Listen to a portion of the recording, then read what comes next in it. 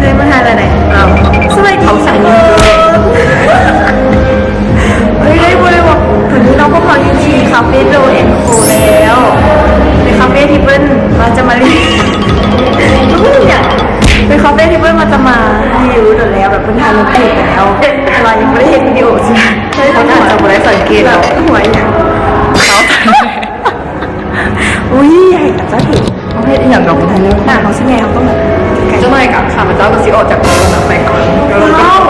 โมคนจริงนี่พวกเขามีเฮียนตั้งใจจะมาถ่ายรูปเล่นเนาะแต่ว่าเรียนจบแล้วสมมติวิชานี่สาวเขาแบบวิชานี้เขาเสร็จแล้วเขาก็เลยไม่ได้เรียนแล้วเขาเลยบ้านเขาจะไปบ้านเขาหรือเด็กก็ดีโอ้บ้านเขาไม่ได้ตุ๋ยเรียนเขาคนไหนเนี่ยเขาต้องยังไงเขาบ้าเขาขุดเดี๋ยวอันนี้เขาจะแบบ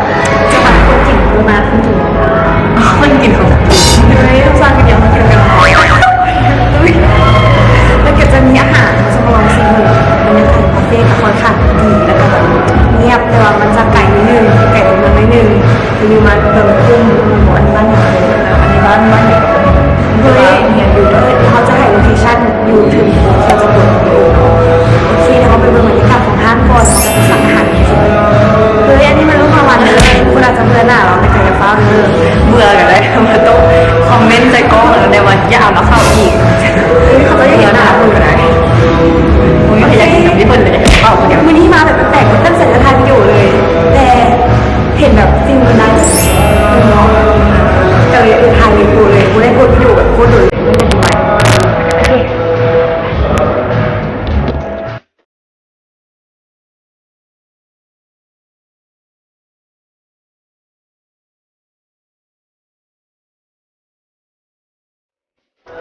ทางโอ้สั่งอย่างไรเดี๋ยวเราจะพาทุกคนลงไปดูบรรยากาศที่รูมตอนนี้เขานั่งชั้นถึง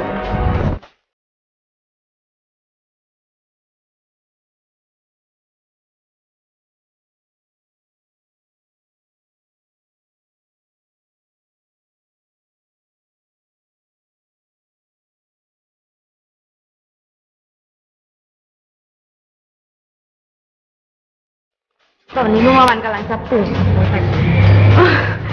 ให้เฮาบีบน้ำเลยบีบใส่หมักเพชรเลยมีใส่เข้าไปมาเลยต้องพูดใส่มาเลยเนาะเอาก็ต้องลงมาเท้ามา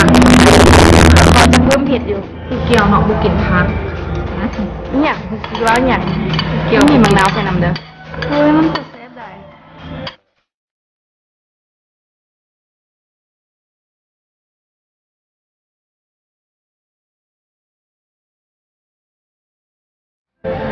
จะมาชิมมันเป็นผัดไทยไก่ราคากับซ้ำกับซ้ำกับพวกคาเฟ่ทั่วไป30อย่างสีประมาณนี้ปริมาณเดียหลายบอกได้ไหมคะปริมาณหลายกิน2 คนเลยมั้ง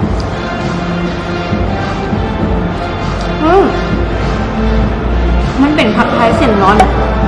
แม่นบอกเนี่ยมันมูเมนเส้นอันแมนแล้วเส้นผัดไทยไม่ใช่เป็นแบบนี้ฮะนี่มันจะเส้นร้อนเฮลตี้ไปอีกมันเฮลตี้ไปอีกทุกคนเราจะต้องดูสิสั้นแทนนิ้วโป้นะโดนัทมาเนี้ยวโดนัทใส่ช็อกโกแลต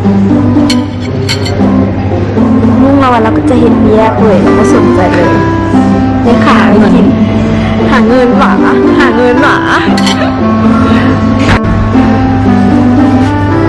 ตายใส่ทะลัก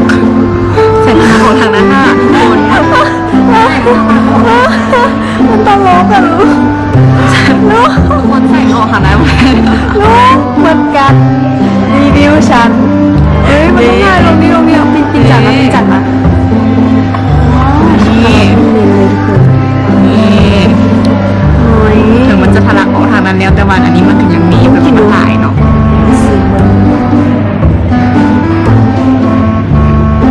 ที่ออกมาที่ดับบอก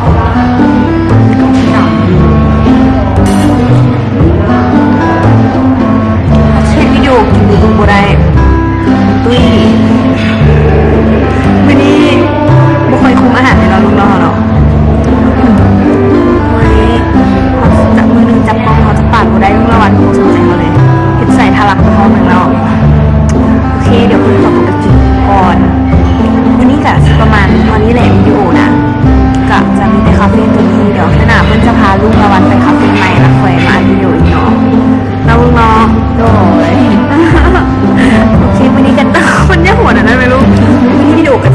นไหนหวังว่าสิเป็นตัดให้มันโมยาวปานไหน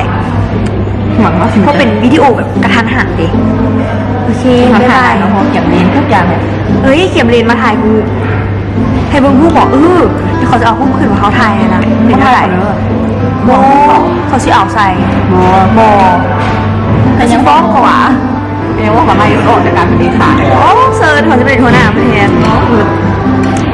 บ๊ายบายทุกคนไว้เจอกันใหม่เด้อเอาลูกไปกับบ๊ายบายก็หมุนกระดับเฮ้ยมันบอกว่าหนูจะอยากมีกล้องแล้วคือเอามันบุกกันโอเคลืมกดไลค์กดแชร์เพจลิงโกแล้วก็แชร์วิดีโอนี้ไปในเด้อเพื่อนจะเอาลงเฟซบุ๊กนำวิดีโอนี้ปกติจะแชร์ลิงก์จาก YouTube มาแต่ว่าวิดีโอนี้จะเอาลงเฟซบุ๊ก